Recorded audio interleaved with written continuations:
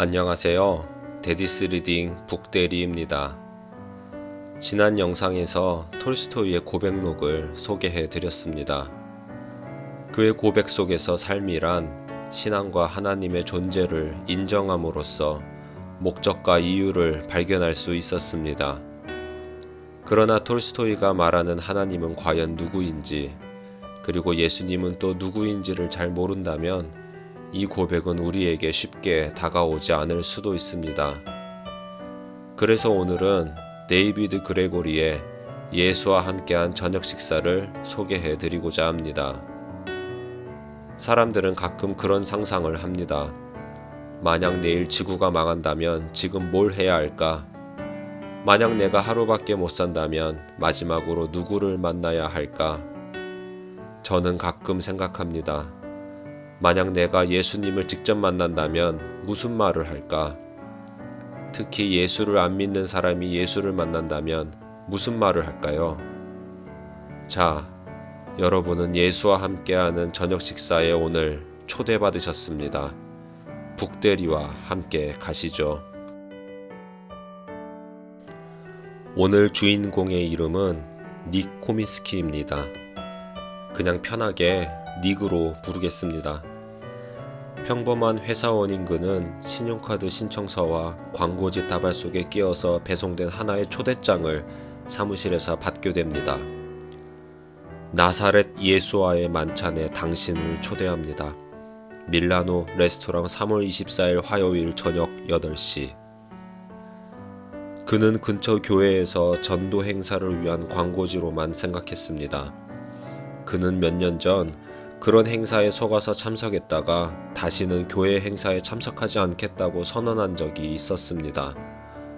그 후로 그에게 교회는 한심하고 왠지 누군가를 의지하고 싶은 나약한 사람이 가는 곳이라 생각했습니다.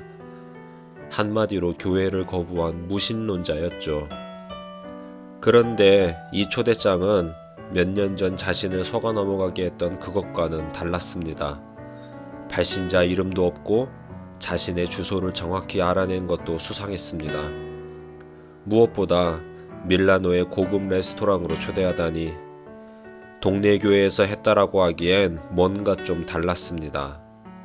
결국 그는 직장 동료의 장난이라고 생각합니다. 그렇게 3주가 지나고 드디어 초청일 전날이 되자 직장 동료가 꾸민 이 일이 은근히 궁금해지기 시작합니다. 닉은 매일 야근하느라 독방 육아에 지친 아내의 불만을 무시하고 뭔가에 홀린 듯 그렇게 밀라노 레스토랑으로 갑니다.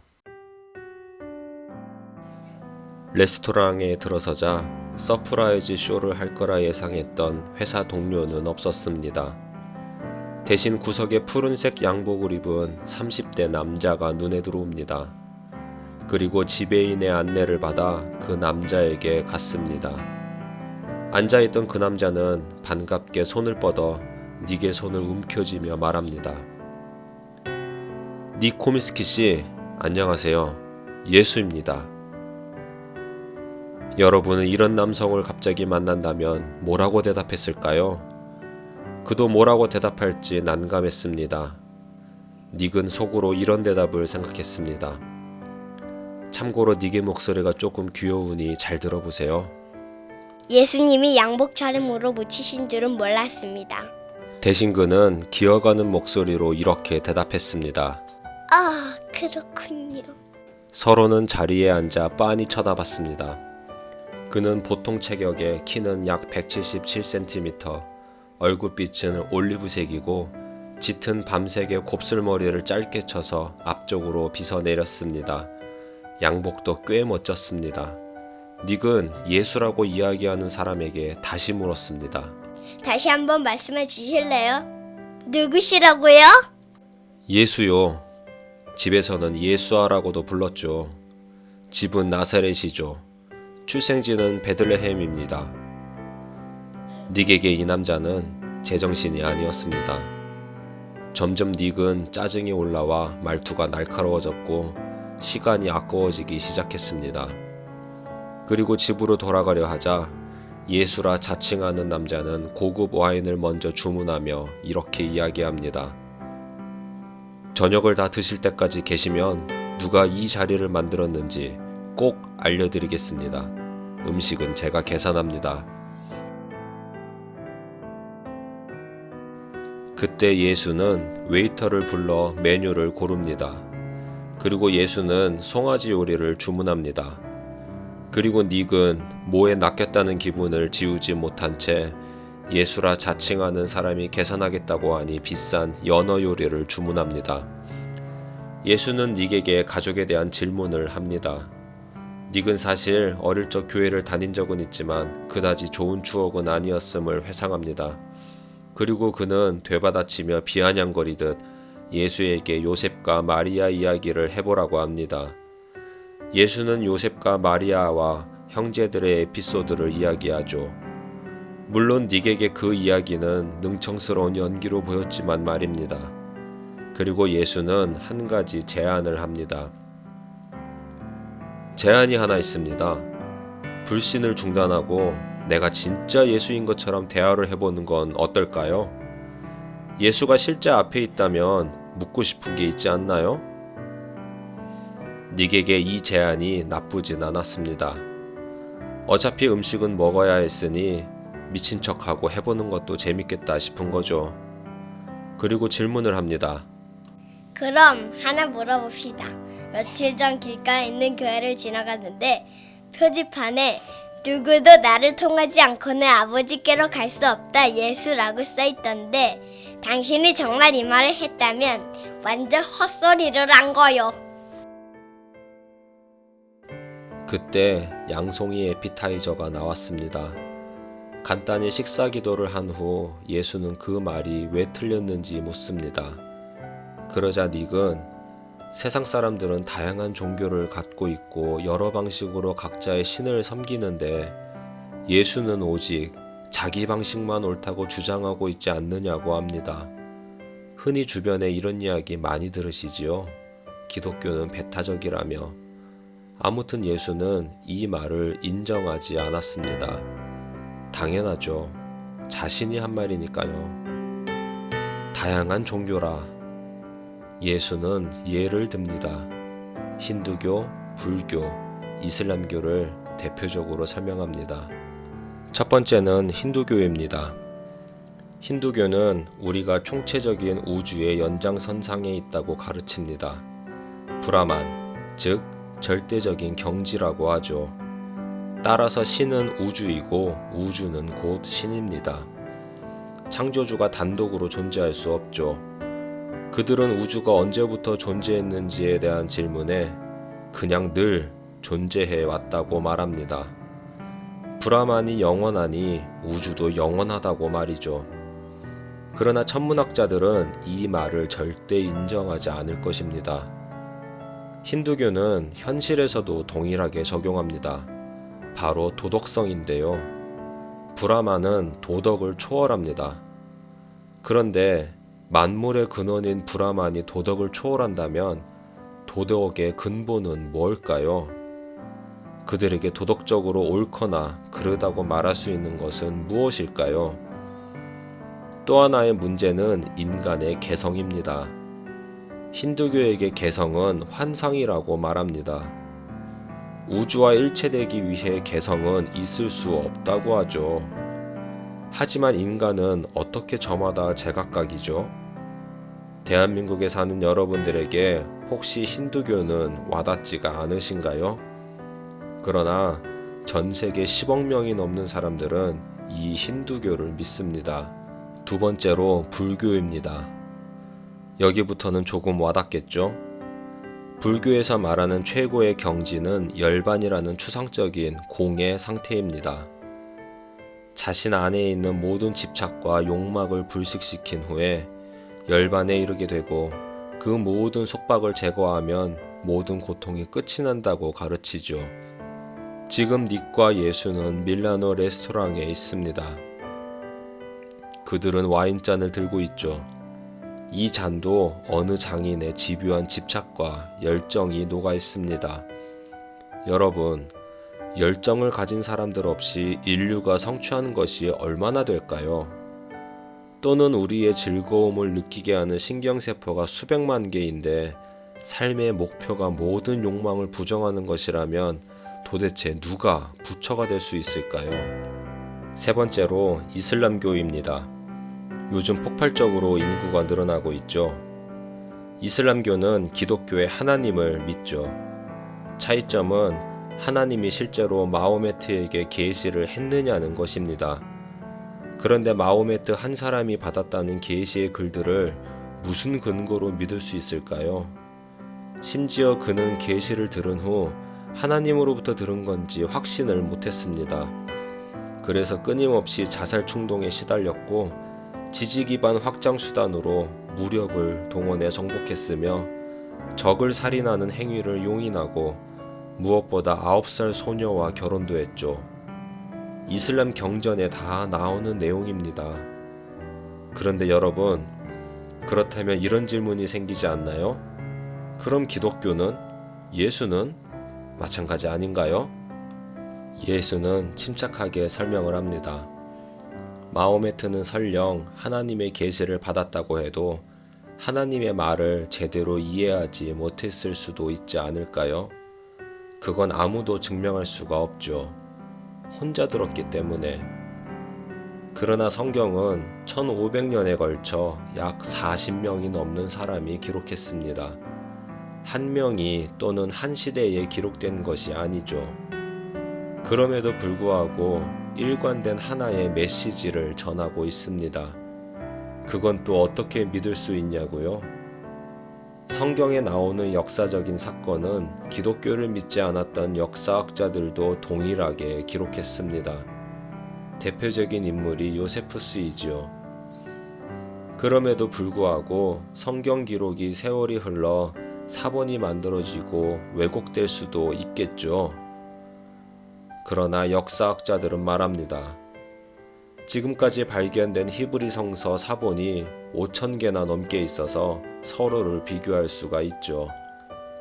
이것은 성서가 진짜라는 것을 부인할 수가 없습니다. 그리고 예수는 과감하게 무신론자에게 묻습니다.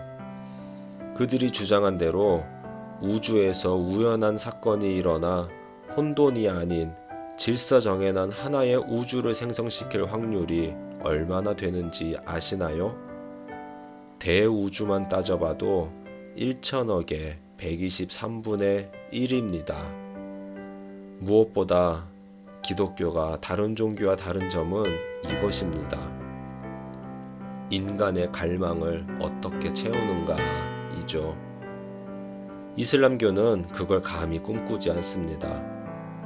왜냐하면 알라시는 멀찍이 떨어져서 경배하고 섬겨야 할 대상이니까요. 그럼 불교는요? 결국 다 신을 찾고 갈망하죠. 이때 예수는 결정적인 진실을 말합니다. 인간이 신에게로 가는 길은 없습니다. 언제부터인지 웨이터가 샐러드를 들고 머뭇거리면서 대화가 끊긴 틈을 타 다가왔습니다. 닉은 샐러드를 떠먹으며 이렇게 묻습니다. 신을 만나러 가는 길이 없다니 무슨 뜻이죠? 모든 종교가 신에게 이르게 해주겠다고 떠들고 있는 걸요. 예수는 대답합니다. 아, 신에게 이르는 길은 있습니다. 스스로 찾아갈 수 있는 길은 없지만요. 예수의 말은 신에게 가는 길을 찾으려고 스스로 할 수 있는 것은 아무것도 없다는 뜻입니다.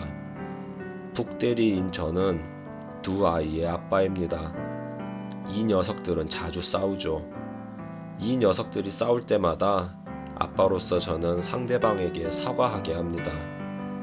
대충 하면 진심으로 하도록 하죠. 그런데 예수는 이러한 모습이 하나님과 비슷하다고 합니다. 이것은 관계 회복에 초점을 두는 행위입니다.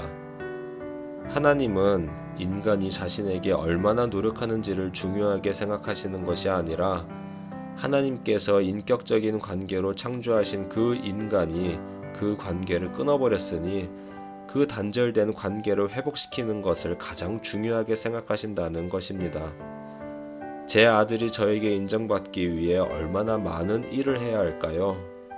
아니면 공부를 얼마나 잘해야만 제 아들로 인정받을 수 있을까요? 제 아들이 저의 아들로 인정받기 위해 할 수 있는 것은 아무것도 없습니다. 그냥 그 자체로 제 아들이니까요. 제 아들도 이렇게 아무런 대가를 바라지 않고 제게 그림을 그려줍니다. 이게 관계이죠. 그러나 천국으로 가고자 이슬람 교도들은 하루에 기도를 몇 번을 해야 자격을 얻는지 모릅니다. 또 힌두교인들은 이 생을 몇백 번 거쳐야 업보를 풀 수 있는지 모릅니다. 물론 불교 신자들 역시 열반에 이르려면 얼마나 많은 노력을 해야 하는지 모릅니다. 그때 닉은 질문합니다. 그건 기독교도 다르지 않죠. 자신이 천국에 가기 위해 얼마나 많은 봉사를 하는걸요. 그러나 예수는 단호하게 말합니다. 그것은 그 사람이 착각하는 것입니다. 천국에 갈 정도로 선한 사람은 존재하지 않습니다. 아무리 열심히 노력해도 충분하지 않습니다. 이것은 마치 우주에 갈라진 틈이 있는데 이 갈라진 틈을 인간이 메꿀 수 있는 방법은 없는 것과 같습니다.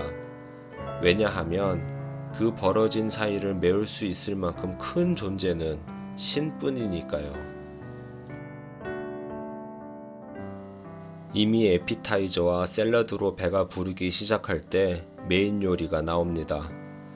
그러나 언제 그랬냐는 듯 뱃속에 들어갈 자리는 있습니다. 예수는 문득 종이 맨 위에 가장 선한 사람의 상징인 마더 테레사를 적고 가장 악한 사람의 상징인 히틀러를 맨 아래에 적습니다. 그리고 닉에게 묻습니다. 당신은 어디 위치쯤 있는지. 닉은 중간에서 조금 위에 자신의 위치를 가리킵니다. 조금은 소심하네요. 그리고 예수는 이 종이를 세워 100층 건물 가장 밑 주춧돌에 놓는다고 가정합니다. 그리고 하나님의 도덕적 기준은 그 100층 높이에 있다고 하죠. 가장 선한 마더 테레사도 100층 높이인 하나님의 기준에 도달할 수 있을까요? 또 하나님의 기준에서 마더 테레사와 히틀러의 차이는 얼마나 될까요? 이 비유는 이렇게 해석할 수 있습니다.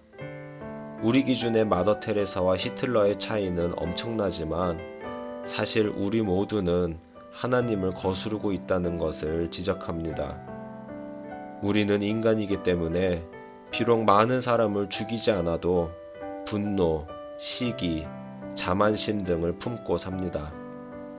그렇다고 이 말이 하나님께서 모든 사람을 똑같이 본다는 식의 불공평을 이야기하는 것일까요? 아닙니다. 하나님은 그들 모두를 공정하게 심판할 것입니다. 하나님은 완전한 정의이십니다. 그럼 우리 모두 히틀러와 별다를 거 없는 죄인인가요? 그렇지 않습니다. 하나님이 이 세상에서 간절히 원하는 것은 사람들을 용서하고 자신과의 관계가 회복되는 것입니다. 이렇게 단절된 관계를 위해 하나님은 두 가지의 선택이 있었습니다. 하나는 하나님과 영원한 단절이고 또 하나는 하나님이 직접 그 벌을 받는 것이었습니다. 하나님은 우리를 만드신 창조주이시기 때문에 창조주는 피조물보다 당연히 위대하겠죠. 그럼 창조주가 자신이 창조한 사람을 대신해서 직접 죽음이라는 벌을 받는다면 완전한 정의를 만족시키는 것입니다. 이해가 되시나요? 하나님은 왜 그러시죠? 예수는 닉에게 예시를 듭니다. 그의 딸 사라가 진짜 만약에 커서 마약에 빠져 살인하여 사형 선고를 받았다면 할 수만 있다면 닉은 뭐든지 할 것입니다. 사라 대신 그 벌을 대신 받을 각오도 있습니다. 사라를 살릴 수 있고 용서받을 수 있다면 말입니다. 하나님은 그렇게 직접 죗값을 치르기 위해 목숨을 버리셨습니다. 그리고 완전한 정의가 충족됐습니다. 그 대가로 우리는 무죄 판결을 받았고 조건 없이 그것을 선물로 받았죠. 그렇다면 그 선물을 받기 위해서 우리는 무엇을 해야 할까요? 예수는 말합니다. 그 하나님을 믿기만 하세요. 모든 인간관계의 바탕이 바로 믿음이잖아요. 하나님이 죗값을 갚기 위해 희생했다는 사실을 믿음으로써 하나님과의 관계가 회복되는 겁니다.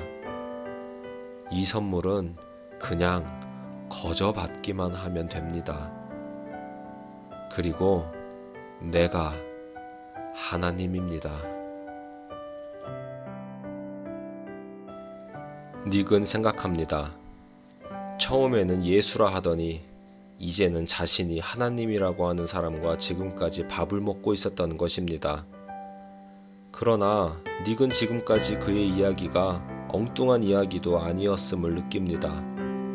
마지막 말만 빼면 닉은 한 번 더 예수에게 질문합니다.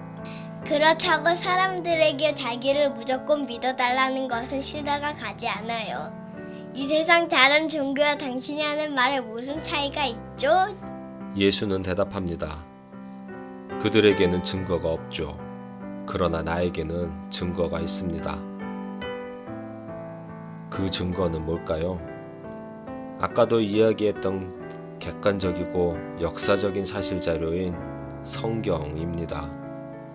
아까 성경이 1500년에 걸쳐 40명이 넘는 사람이 기록했다고 했습니다. 그중 거기에는 여러 예언서가 있습니다.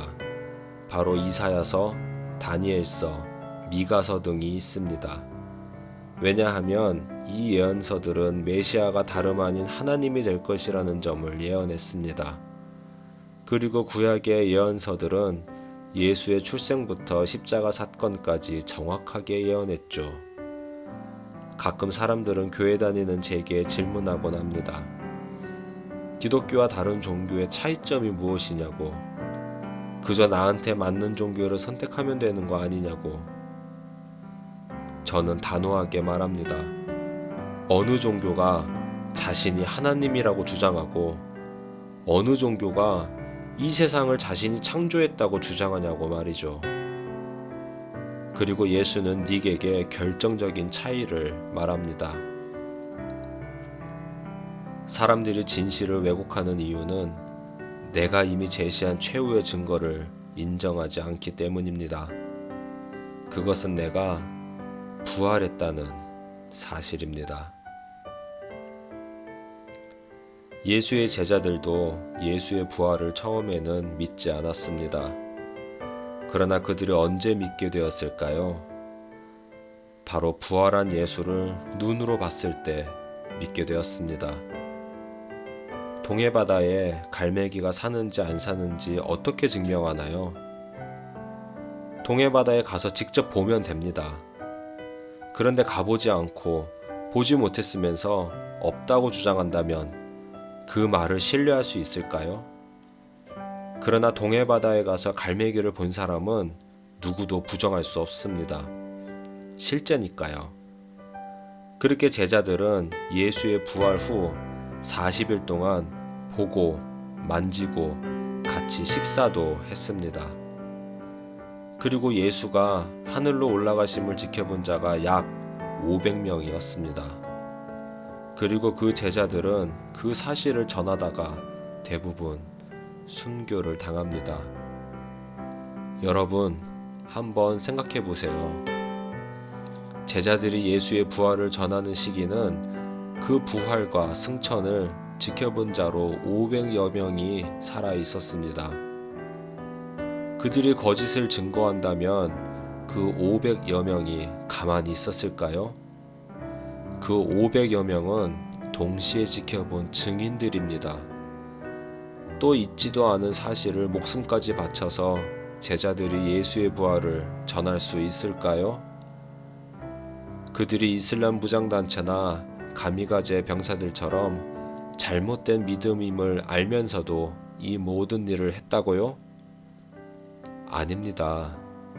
그들은 잘못된 것을 믿은 것이고 이 제자들이 전하는 것은 실제로 보고 만지고 느낀 것들입니다.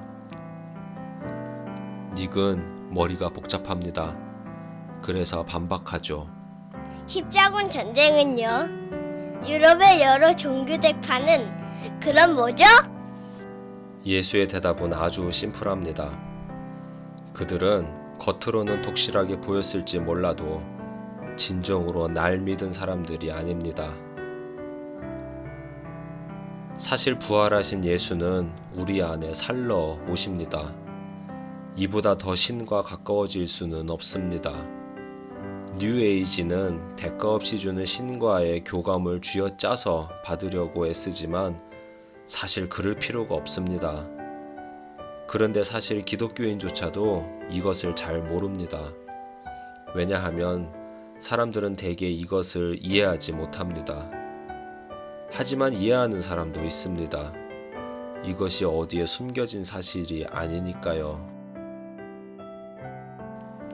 모든 식사는 끝나고 커피가 나왔습니다. 닉은 한 가지 더 예수에게 질문합니다. 왜 하나님이 직접 사람들 앞에 나타나지 않는 거죠? 그러나 하나님은 사람들 앞에 모습을 드러냈었습니다. 2000년 전 예수를 통해서 말이죠. 그러나 그때도 믿지 않기는 마찬가지였습니다. 예수는 대답합니다. 시각적인 증거는 더 있고 없고의 문제가 아닙니다. 사람들이 그들이 원하는 증거를 모두 갖고 있습니다. 문제는 마음이죠. 이 시대에 우리가 모든 사람들에게 말할 수 있는 증거는 천지 창조입니다.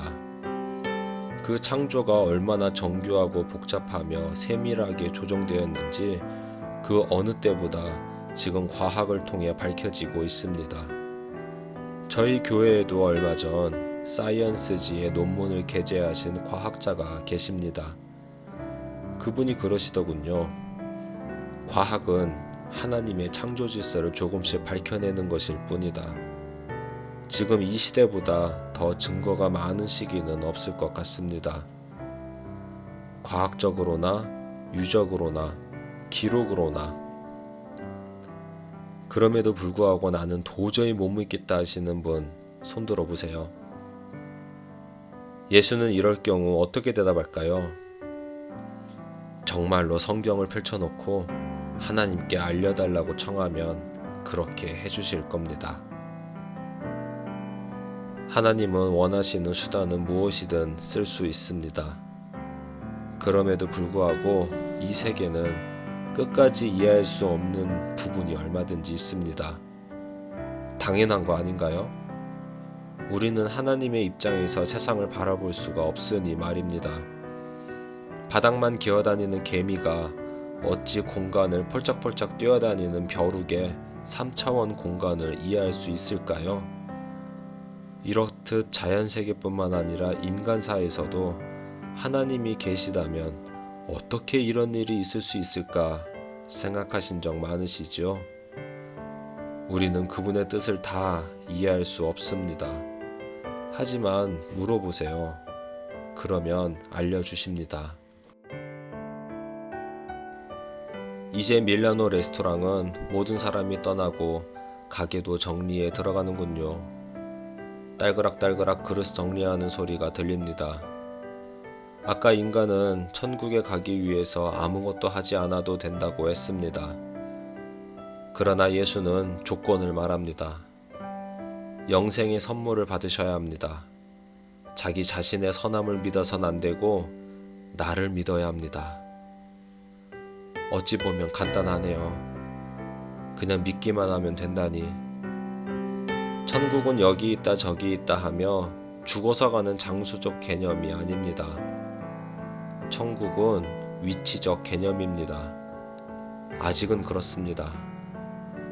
천국은 내 안에 살러 오신 예수님의 통치와 다스림이 있는 곳입니다.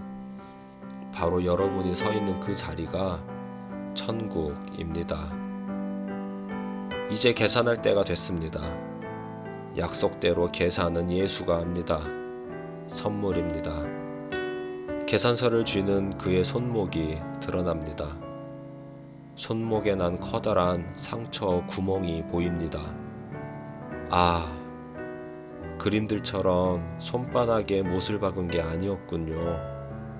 손바닥은 힘을 받지 못해 찢어진다고 합니다. 손목에 박은 것입니다. 처음에 예수라 사칭하던 이 남자로부터 빨리 벗어나야겠다고 생각했던 닉은 이제 예수를 진짜 만났습니다. 예수는 진짜였습니다. 두 사람은 어두운 밤 레스토랑에서 나와 주차장으로 왔습니다. 예수는 차를 안 가지고 왔군요. 닉의 차 앞에서 예수는 그에게 명함 한 장을 달라고 부탁한 뒤 몇 글자 적고는 그의 주머니에 쏙 넣습니다. 그리고 그는 작별 인사를 합니다. 예수는 닉의 아내에게 자기 대신 더 사랑해주고 뽀뽀해주라고 부탁합니다. 집으로 돌아오는 길은 오늘따라 유난히 짧게 느껴집니다. 집에 들어간 그는 주차장에서 예수가 주머니에 넣어준 명함을 꺼내봅니다. 그것은 요한계시록 3장 20절이었습니다. 볼지어다 내가 문 밖에 서서 두드리노니 누구든지 내 음성을 듣고 문을 열면 내가 그에게로 들어가 그로 더불어 먹고 그는 나로 더불어 먹으리라. 데디스 리딩 북대리였습니다.